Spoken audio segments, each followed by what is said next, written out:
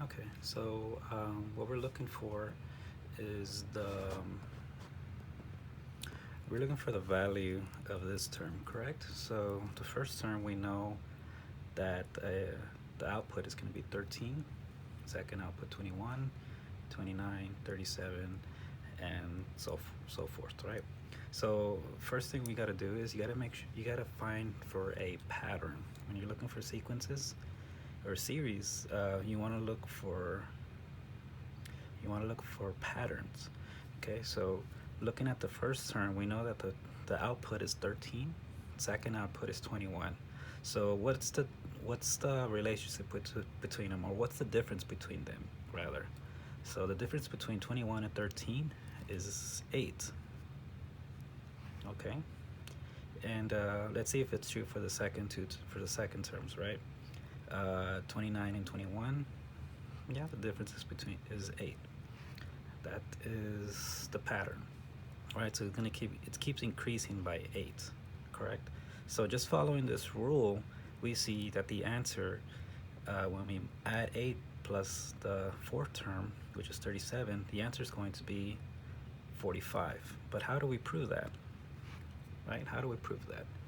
Okay, so remember, we did this because it's important to find the difference between each of the terms. So we know the difference between all of them is 8, right? But how do we show that, and how can we solve it for any other problems? Um, there's actually a formula that's, I'm not sure if you guys went over it yet, but it's this formula, right? So it looks confusing if you've never seen anything like this before, but let me explain what each variable or what each term stands for. Okay, so the n here is the number of term.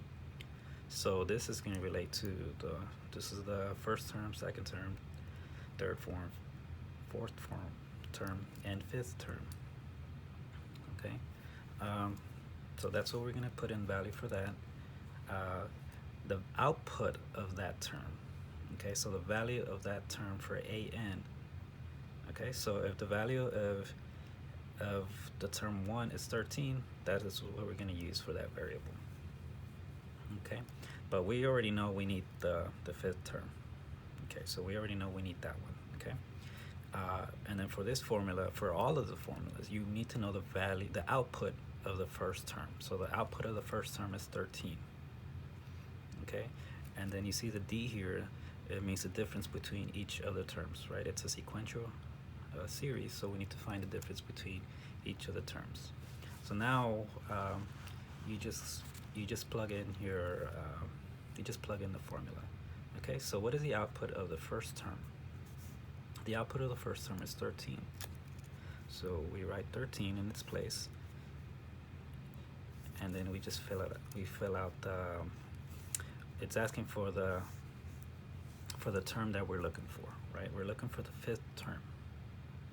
Okay, so we know the fifth term, right? So you write in 5, and then minus 1, and then it's asking for the difference, right? So we're going to multiply that by the difference, which is 8. Okay, and in this case, an is the value, is the output for the fifth term. Okay, so now we just solve for it. As a side note, remember this is the order of operations. It is parentheses, exponents, multiplication, division,